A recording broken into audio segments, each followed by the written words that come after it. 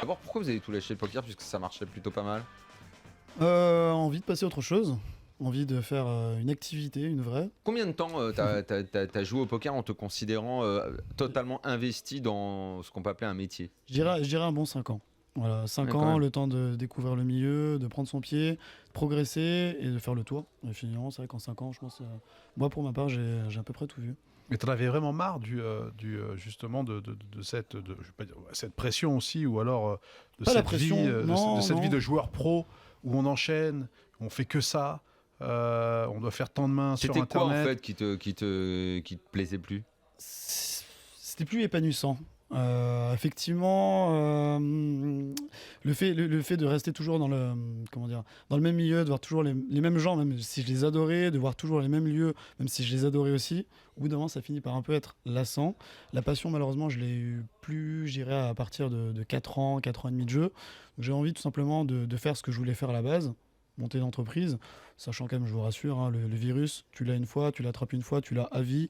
Je pense à mon avis, dans 10 ans, si vous traînez vers Vegas au moment des World Series, il y a une bonne chance que vous croisez Papa Clémençon. Donc je pense à mon avis, je serai encore dans le game un petit moment. Mais c'est vrai que non, voilà, aujourd'hui, il était temps de passer à autre chose. Et je suis très content d'avoir fait ce que j'ai Et toi, fait. Edouard, tes Moi- études de marketing, t'as bossé chez Eurosport Poker, responsable marketing. T'étais Exactement. peut-être un peu moins joueur, non? Moi, j'ai Ouais. jamais été pro, je me suis Ouais. jamais Tu t'es considéré jamais comme consacré pro. à ça complètement. Exactement, ça n'a jamais été mon activité principale. C'était une passion, c'était un vrai plaisir de jouer.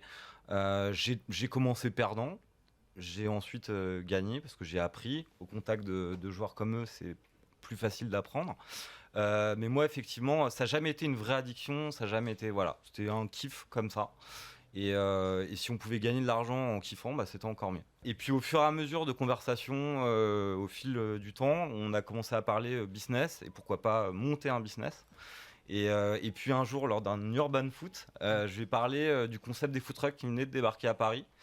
Et 2 semaines après, il m'a rappelé, il m'a dit écoute, ce concept il est bien, faut le faire maintenant. Il y en a J'ai dit, beaucoup. ok, vas-y. C'est un marché avec beaucoup de concurrence, là, les food trucks. Aujourd'hui, oui. À l'époque, non. Il y en C'est avait quoi que 3. l'idée? C'est d'aller se mettre le midi dans des quartiers de bureaux et Exactement. de proposer de la bouffe de qualité Exactement. à des un gens prix qui vont correct. descendre, prendre leur truc et vont remonter au bureau avec. Voilà. C'est ça. Un prix réduit.